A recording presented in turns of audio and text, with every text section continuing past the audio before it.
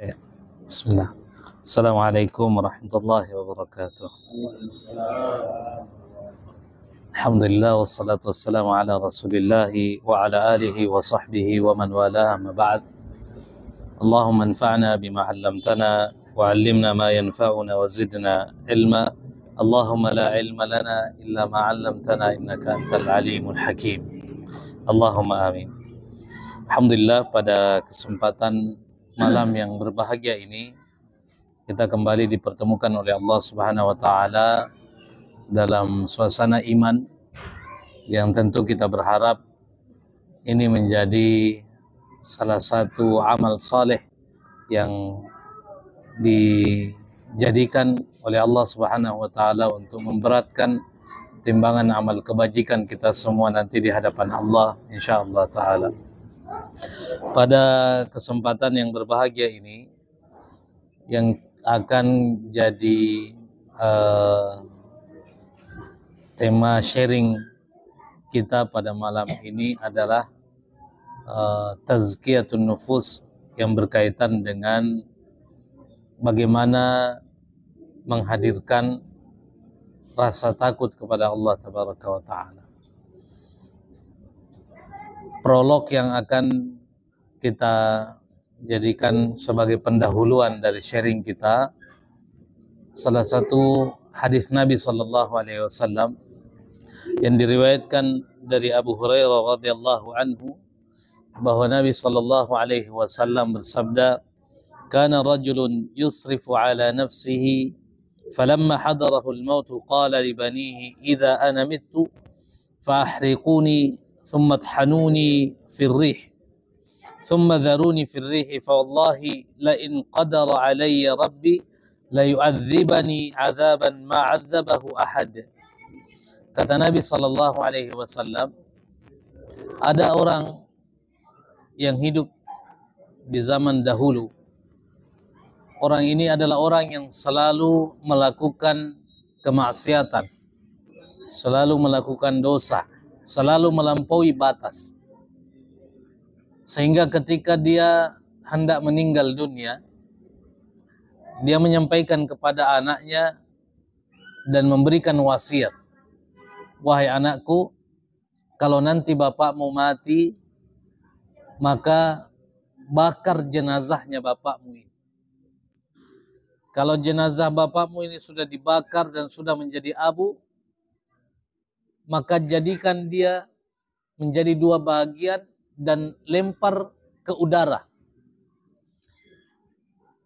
Fawallahi," dia mengatakan, "demi Tuhan, kalau sekiranya Allah mampu untuk membangkitkan saya dan menyusun kembali jasad saya ini, maka pasti Allah akan mengazab saya dengan azab yang belum pernah ada orang yang diazab seperti itu sebelumnya."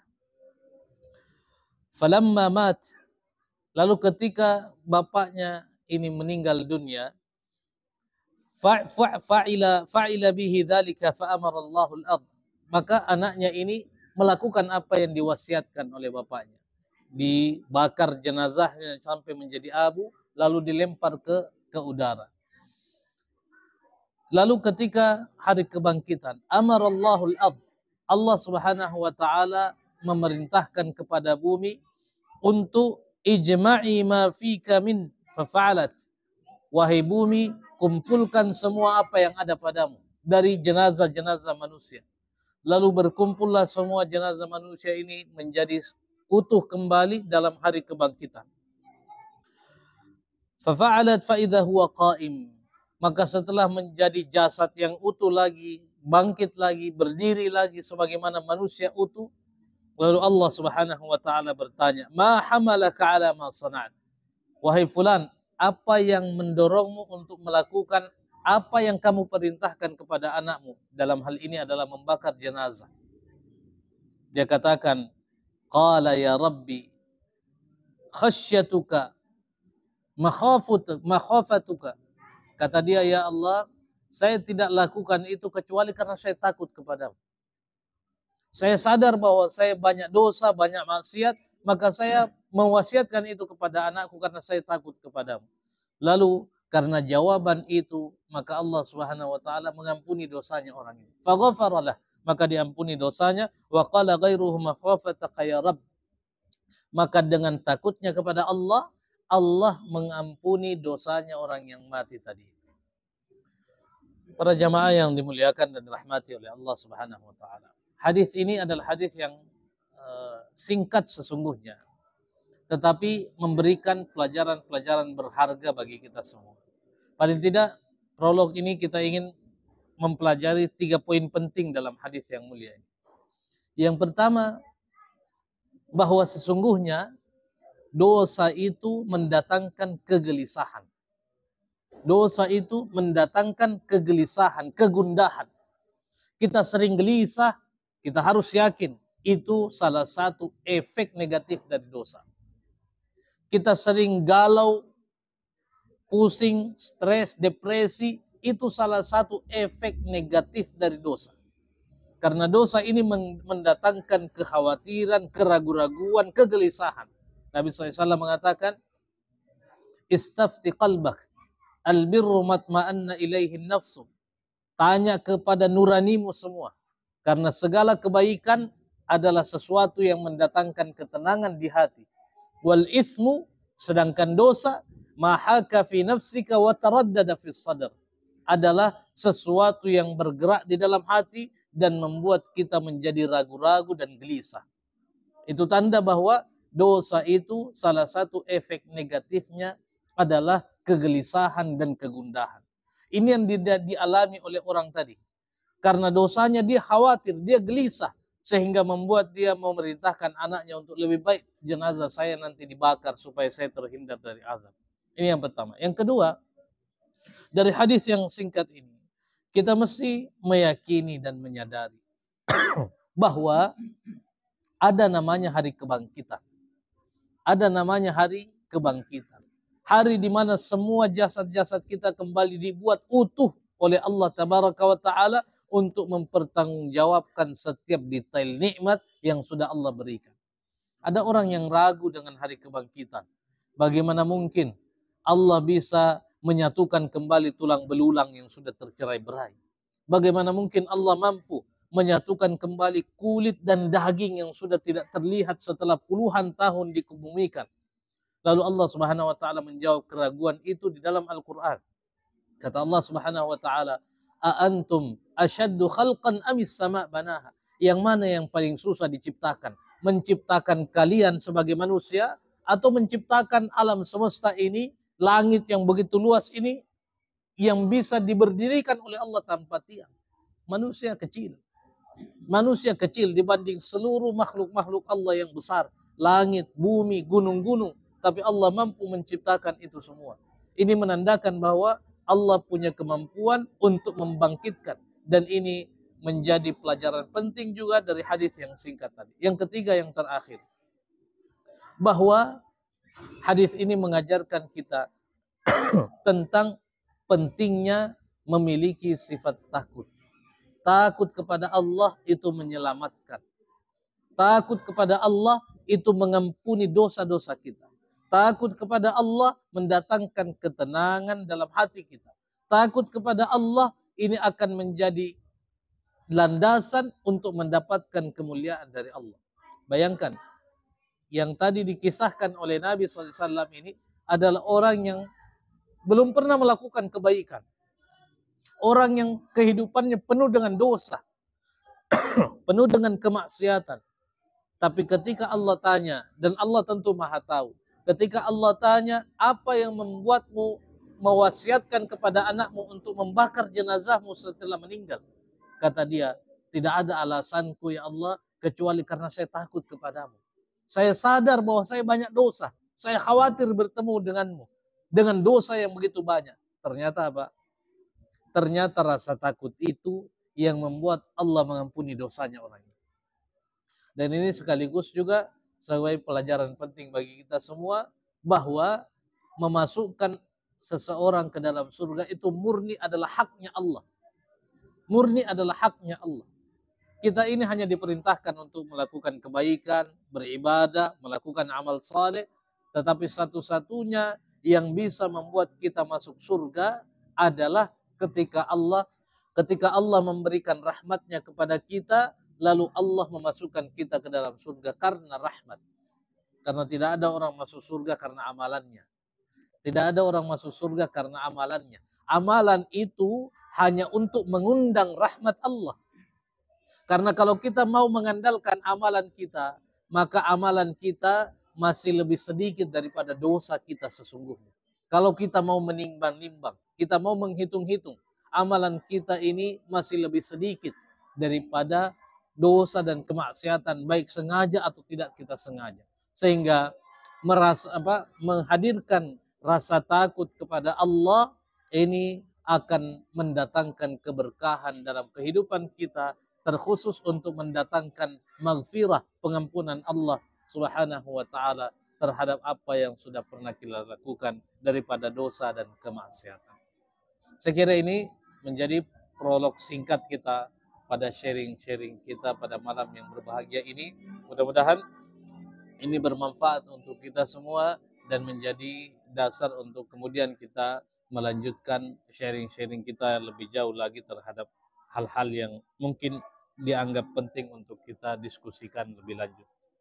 Ja'alani Allah wa iyyakum minal amilin wal faizin wa adkhalani wa iyyakum bil jannah wan na'imil muqim. Aqulu ma tasma'un walhamdulillahi rabbil alamin. Bismillahirrahmanirrahim. Assalamualaikum warahmatullahi wabarakatuh. Alhamdulillahirabbil alamin. Wassalatu wassalamu ala Rasulillah wa ala alihi wa ashabihi ajmain, amma ba'd. Terima kasih atas kesempatan yang diberikan. Saya ingin bertanya sedikit, Ustaz, tentang yang tadi kita jelaskan bahwasanya rasa takut kepada Allah itu bisa menyelamatkan seseorang daripada azab Allah. Ini kalau yang saya pelajari, yang kami dapatkan, karena kami kebetulan sering ikut pengajian tasawuf. Itu yang ditonjolkan di tasawuf itu adalah cinta kepada Allah. Ini apakah cinta dan takut ini sama atau bagaimana, Ustaz? Itu di situ. Apakah harus lebih banyak cinta atau lebih banyak takut, atau bagaimana penjelasannya? Mungkin ada sudut pandang dari Ustaz. Kemudian yang kedua, bahwasanya setiap kita berbuat keburukan atau dosa pasti ada rasa was-was dalam hati. Tapi bagaimana dalam awal-awal surah Al-Baqarah? Dalam awal-awal surah Al-Baqarah itu dijelaskan, kalau tidak salah saya lupa ayatnya, bahwa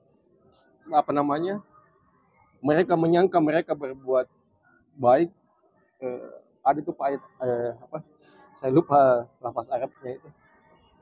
Mereka menyangka berbuat baik padahal mereka berbuat kerusakan. Ada di awal-awal surah Al-Baqarah itu. Apakah tidak bertentangan dengan tadi bahwasanya kan dia berbuat baik, tapi sebenarnya dia berbuat kerusakan, tapi dia kok merasa tenang? Jadi apakah tidak mungkin ada penjelasan tambahan dari yang tadi kita sampaikan? Ya, terima kasih. Wassalamualaikum warahmatullahi wabarakatuh. Bismillahirrahmanirrahim. Ya, rasa takut kepada Allah atau rasa takut di dalam Al-Quran itu ada dua konteks yang sering diungkapkan oleh Allah. Yang pertama ada namanya khauf, yang kedua ada namanya khasyah. Khauf dan khasyah ini diterjemahkan dalam bahasa Indonesia, seringkali diterjemahkannya satu kata, takut. Ya. Sedangkan sesungguhnya khauf dan khasyah ini memiliki dua orientasi yang berbeda. Kata khauf itu adalah rasa takut yang membuat kita lari. Seperti kalau dalam bahasa Arab kita takut dari singa. Kalau ada singa kita lari. Itu takut. Itu namanya dalam bahasa Arab khauf. Sedangkan yang kedua ada namanya khasyah. Khasyah ini adalah rasa takut yang membuat kita ingin mendekat.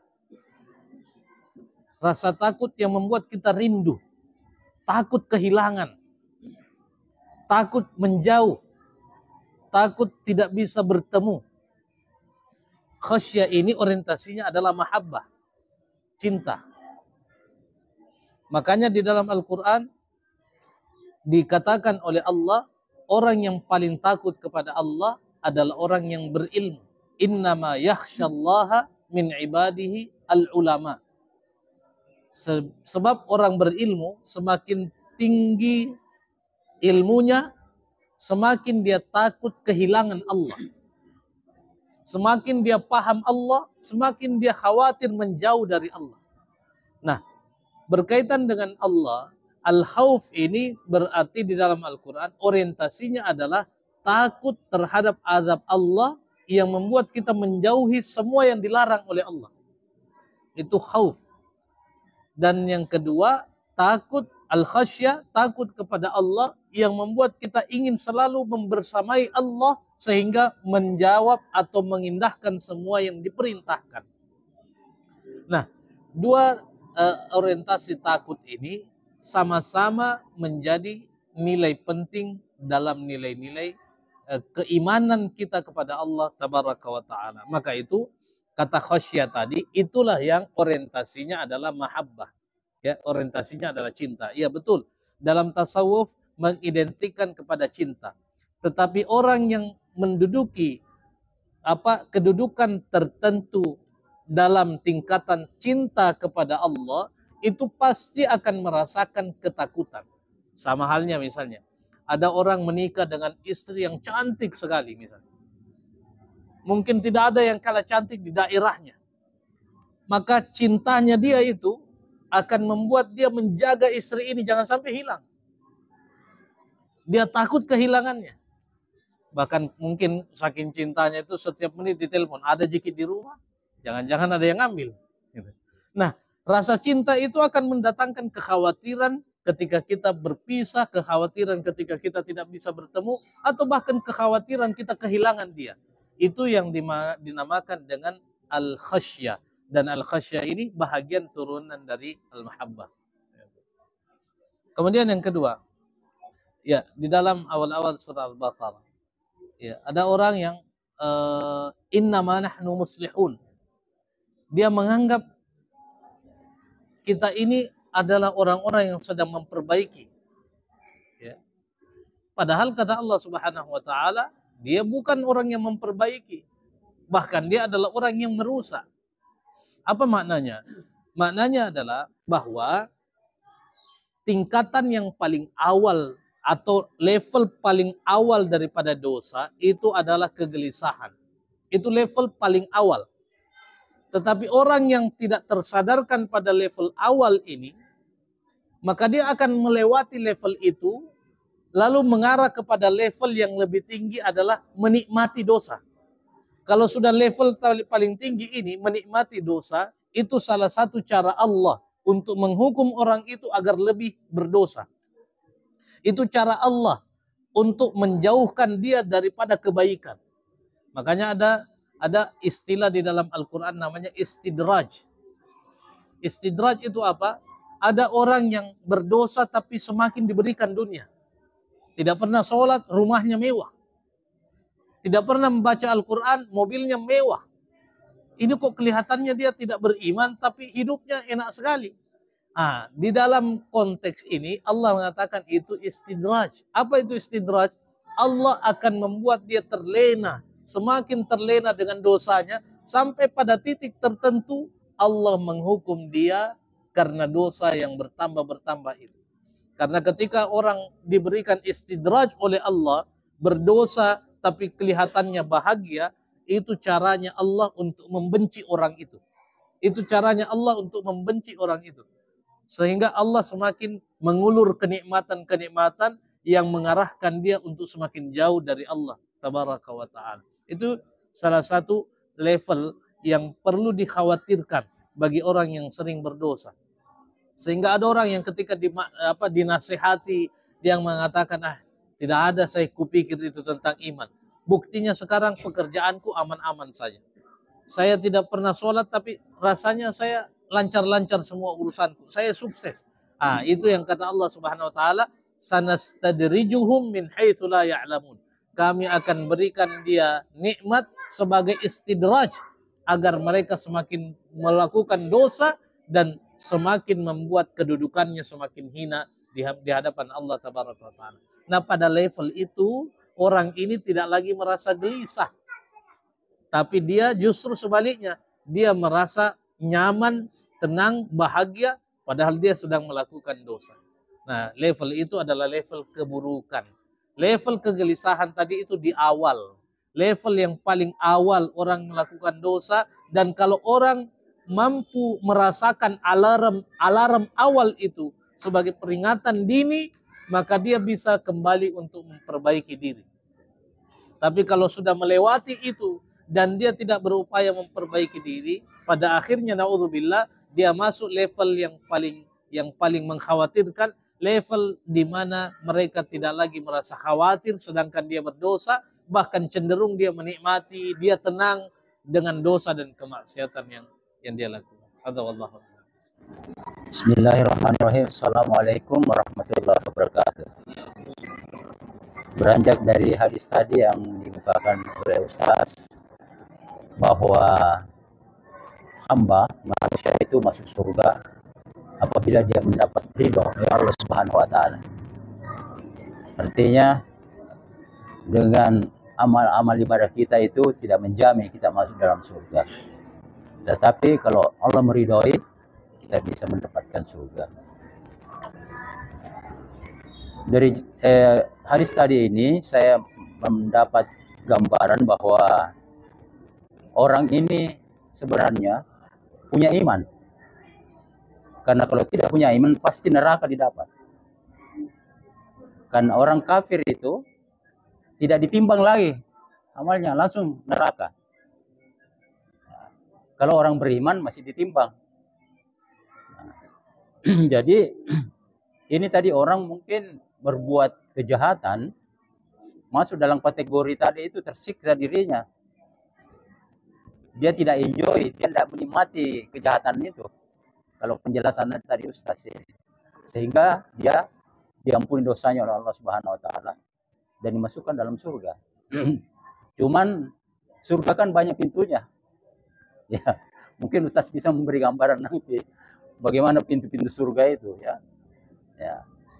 Jadi mudah-mudahan hadis ini bisa mendorong orang untuk tidak mengambil nilai minusnya, ya. Orang ambil nilai plusnya, ya. Karena kalau kita dengar begitu gampang dia masuk surga, padahal perbuatannya jahat, ya. Nah, kita juga tidak tahu perbuatan jahat kayak apa yang dia bikin, cuma kita tahu bahwa sering membuat kejahatan, ya, dalam hidupnya dan bertahun-tahun. Nah, tapi keuntungan mungkin dimilikinya karena dia mempunyai keimanan kepada Allah Subhanahu wa taala sehingga dia ada rasa takut. Nah, mungkin juga dia bikin kejahatan karena ada sesuatu hal. Ya, bukan karena kesenangannya dia membuatnya itu, karena terpaksa atau bagaimana kita tidak tahu, ya, ceritanya. Ya. Mungkin itu sedikit dari saya, Ustaz, tanggapan saya. Mungkin Ustaz bisa memberi gambaran-gambaran bagaimana level-level surga ini sebenarnya, kan? Ya, karena ada tingkatan-tingkatannya juga, mungkin bisa beri gambaran-gambaran. Terima kasih. Assalamualaikum warahmatullahi wabarakatuh. Bismillahirrahmanirrahim. Assalamualaikum warahmatullahi wabarakatuh. Saya masih menyambung pertanyaan rekan saya, Pak Ustaz. Tadi Pak Ustaz mengatakan bahwa orang masuk surga itu atas ridha Allah, bukan rahmat Allah, bukan ditimbang dari banyaknya pahalanya. Jadi saya mempersingkat saja, apa enggak kontradiksi dengan kondisi yang ada sekarang. Rata-rata orang yang beriman, berpuasa, salat dan sebagainya itu kan merindukan surga. Tapi ada kontradiksi dan bukan bahasa motivasi kepada umat kita bahwa bagaimanapun beribadah, beramal, kalau tidak ada rahmat dari Allah. Ini mungkin penjelasan Pak Ustaz, bagaimana yang dimaksud di sini. Terima kasih. Assalamualaikum. Ya. Bismillahi wa billahi taufiq.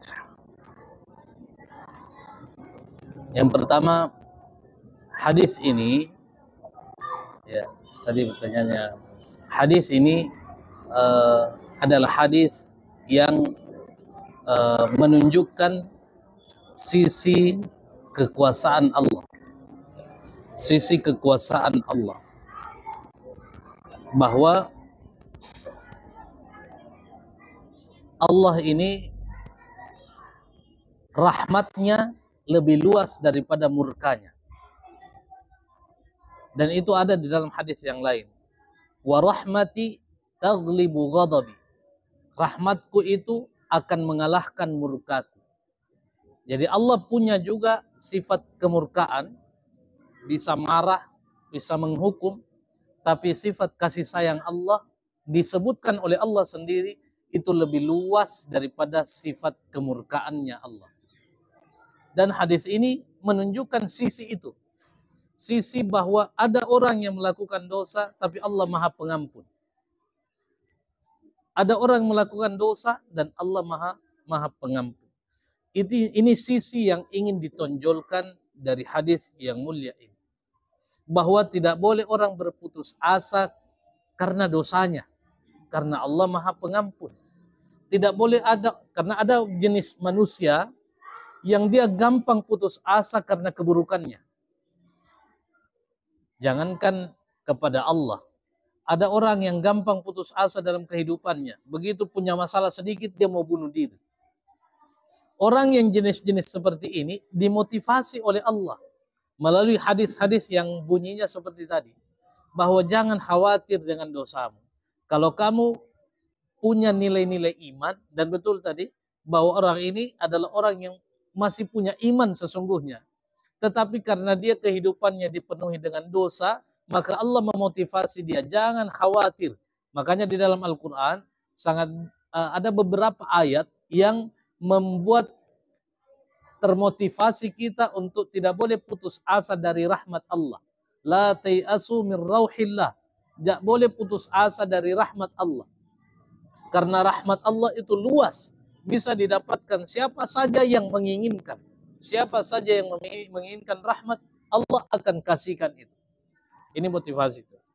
Nah, bagaimana memahami antara masuk surga dengan amalan atau masuk surga karena rahmat Allah? Saya ingin bacakan hadisnya. Suatu ketika Nabi SAW mengatakan kepada sahabatnya, tidak ada satupun orang yang masuk surga karena amalannya. Sahabat juga kaget. Dengarkan itu. Sehingga sahabat bertanya, walau anta ya Rasulullah, kamu juga tidak bisa masuk surga karena amalanmu wahai Rasulullah. Kata Nabi, walau ana, saya pun tidak bisa masuk surga karena amalanku. Kemudian Nabi melanjutkan, illa kecuali ayyataghammadani Allahu birahmati. Kecuali kalau Allah memberikan rahmat kepadaku, saya bisa masuk surga. Lalu apa maksudnya, maknanya dengan motivasi beramal, motivasi melakukan kebaikan? Itu adalah wasilah. Itu adalah cara kita, proposal kita kepada Allah agar kita mendapatkan rahmat. Bapak-bapak datang ke pemerintahan bawa proposal, tidak semua proposalnya diterima. Tetapi harapan kita proposal itu diterima. Nah, amal soleh yang kita lakukan ini proposal kita kepada Allah. Bahwa ada amal soleh yang tidak diterima, iya. Ada amal soleh yang tidak diterima. Misalnya amal soleh yang ternyata dilakukan bukan karena keikhlasan, tidak diterima oleh Allah. Ada orang sholat sampai gemetar-gemetar tangannya. Kenapa? Karena ada gurunya di sampingnya. Padahal dia sholat seharusnya ikhlas karena Allah, tapi karena mau dapat pujian oleh gurunya, tidak diterima oleh Allah sholat seperti ini. Karena sholat yang diterima itu adalah sholat yang dilakukan ikhlas karena Allah. Bukan karena ingin dipuji, bukan karena ingin popularitas. Ini menandakan bahwa ada proposal-proposal yang ditolak oleh Allah. Sehingga proposal kita dalam bentuk amal soleh ini adalah ikhtiar kita untuk mendapatkan rahmat Allah. Tetapi tidak boleh kita putus asa. Kenapa? Sebab Allah Subhanahu wa Ta'ala telah memberikan gambaran-gambaran utuh bahwa Allah ini maha adil. Di situ kuncinya, bahwa Allah itu maha adil. Tidak mungkin Allah memberikan kebaikan kepada orang yang memang tidak menginginkan kebaikan. Keadilan Allah inilah yang menjadi pengikat semua rahmat Allah ini. Bahwa ada orang yang sudah berupaya kerja keras untuk ingin mendapatkan rahmat Allah, maka Allah tidak akan menyia-nyiakan amalan itu. Meskipun kita tidak boleh merasa bahwa proposal kita yang paling bagus tidak mungkin tidak diterima oleh Allah. Ada hadis, salah satu hadis Israiliyat yang pernah digambarkan Nabi. Ada umatnya Nabi Musa. Datang menghadap Allah yang dia punya amal ibadah itu selama 500 tahun. Umat-umat terdahulu ini umurnya panjang-panjang. Dia datang menghadap Allah, ya Allah, saya pantas masuk surga. Karena saya punya ibadah 500 tahun namanya. Bayangkan ibadah 500 tahun. Tapi apa kata Allah? Coba kita timbang ibadah. Apakah betul berat itu ibadah? Kita timbang dengan penglihatan yang sudah aku kasihkan kepada kamu. Selama 500 tahun kamu melihat nikmat dari Allah. Apa sebanding ibadah ini dengan nikmat dari Allah? Ternyata begitu dibandingkan dengan nikmat penglihatan ini lebih berat daripada ibadah. Artinya apa? Allah ini maha rahmat, tapi Allah tidak suka juga ada manusia yang seolah-olah kemampuannya dia ini bisa membuat dia masuk surga. Padahal kita bisa duduk sekarang ini karena kita dikasih kesehatan. Biar kita mau ibadah, kalau Allah tidak kasih nikmat kesehatan, tidak bisa apa-apa kita. Berarti Allah ini memberikan lebih banyak daripada apa yang kita berikan kepada Allah sesungguhnya. Maka kita harus tahu diri sebenarnya. Kita sholat, betul kita ibadah. Kita tunjukkan bakti kepada Allah. Tapi kalau Allah kasih lumpuh, kita tidak bisa kita sholat dengan baik. Sehingga begitu umatnya Nabi Musa ini ditimbang antara nikmat yang diberikan Allah kepada dia dan juga ibadah yang dia sudah tunjukkan kepada Allah, baru satu nikmat, baru nikmat penglihatan, itu sudah kalah berat daripada ibadah 500 tahun yang dia andal-andalkan. Artinya kita ini melakukan amal saleh tidak boleh merasa bahwa ini pasti terbaik, ini pasti hebat, ini pasti membuat saya masuk surga. Tidak boleh ada perasaan itu. Karena kita tidak boleh merasa suci. Allah mengatakan fala tuzakku anfusakum. Orang yang merasa dirinya sudah baik tidak mungkin memperbaiki diri. Orang yang merasa dirinya sudah hebat tidak mungkin mengevaluasi diri. Maka Allah larang jangan merasa baik. Karena yang membuat kita masuk surga itu adalah rahmat Allah. Tapi dikunci oleh Allah dengan maha adilnya Allah. Bahwa tidak mungkin ada orang yang melakukan kebaikan yang Allah sia-siakan kebaikannya. Innallaha la yudhi'u ajral muhsinin, kata Allah. Sesungguhnya Allah tidak akan pernah menyia-nyiakan apa yang sudah dilakukan oleh orang daripada kebaikan itu. Kebaikan itu pasti akan dicatat oleh Allah Subhanahu wa taala. Terakhir, saya ingin kasih prolog singkat, penjelasan singkat. Betapa kita tidak boleh mengandalkan amalan-amal besar yang kita anggap sebagai amalan andalan kita. Ada di zaman dinasti Abbasiyah, ada seorang khalifah, salah satu khalifah terbesar dinasti Abbasiyah namanya Harun ar-Rasyid. Nah, Harun ar-Rasyid ini punya istri namanya Zubaidah. Zubaidah namanya. Suatu waktu Zubaidah ini dari Irak, dari Baghdad, pusat pemerintahan Harun ar-Rasyid, dia haji ke Mekah. Sampai di Mekah, Mekah kekeringan, kemarau panjang, orang kesulitan air. Sehingga kembalinya dari kota Mekah, Zubaidah merencanakan untuk membangun mega proyek besar, proyek raksasa. Proyek apa?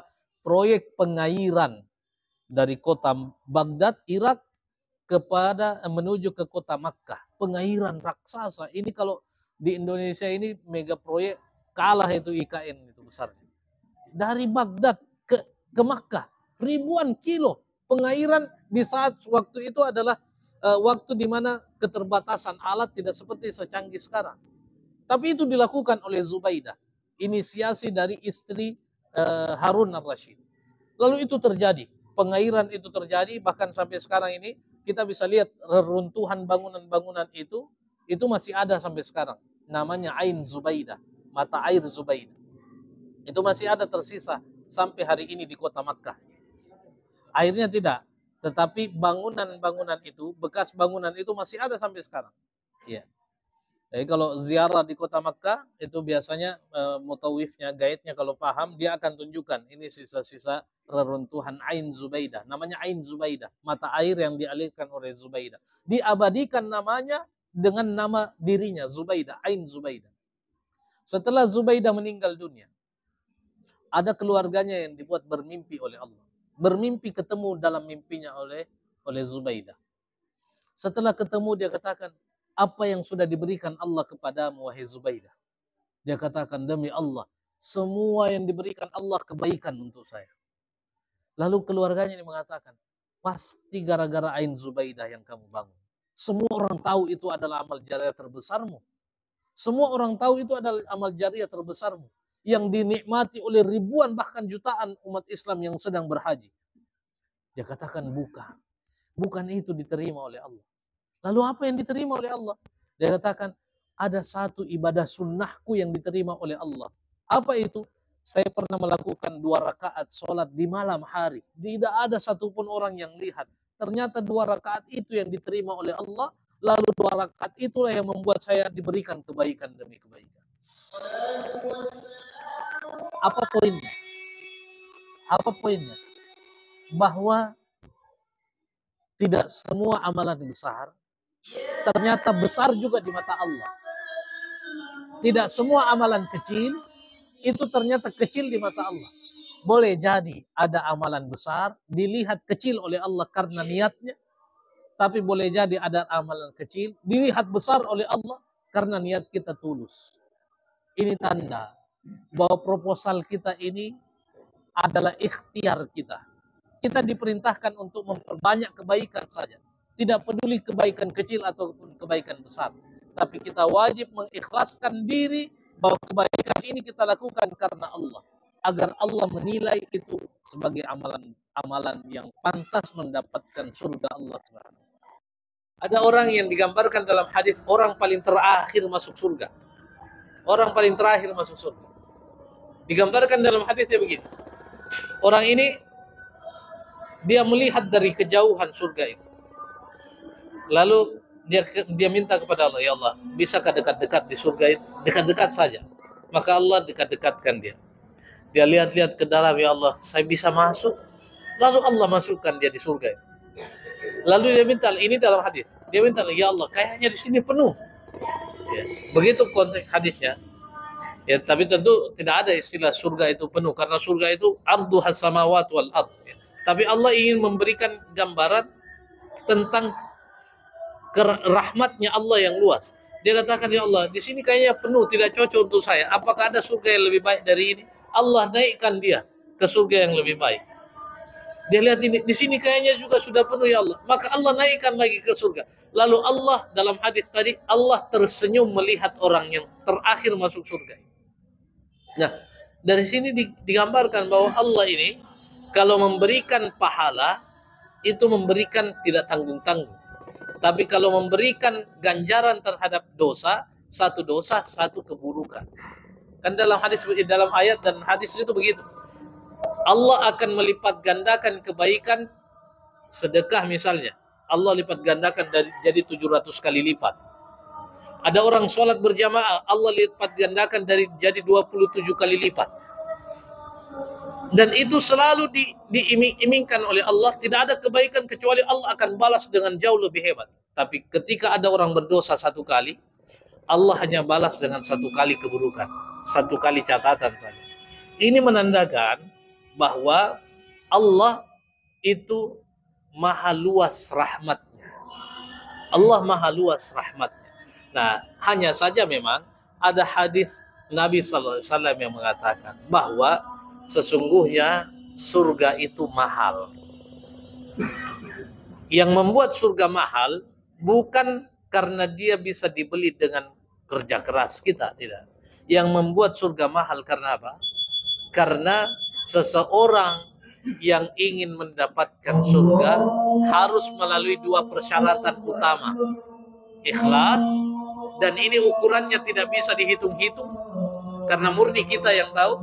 Dan yang kedua adalah mengikuti sunnah Nabi Sallallahu Alaihi Wasallam, dan ini yang bisa kita ukur. Tapi yang pertama tidak bisa kita ukur. Yang pertama tidak bisa kita ukur, dan itu bisa berubah kurang dari 1 detik. Ada orang sholat ikhlas, tiba-tiba dia merasa, wih ada Pak Gubernur ikut sholat sampingnya. Tiba-tiba berubah dia caranya. Setengah detik, bahkan kurang dari itu, keikhlasan itu bisa berubah. Maka kita harus meminta kepada Allah untuk diberikan ketetapan hati. Salah satu doanya yang kita hafalkan, ya muqallibal qulub, tsabbit qulubana ala dinik. Karena itu penting, hati itu bisa terbolak-balik lebih cepat daripada seluruh apa yang kita kenal yang sesuatu yang cepat. Hati itu bisa lebih cepat terbolak-balik. Maka itulah yang membuat surga itu menjadi mahal. Allah.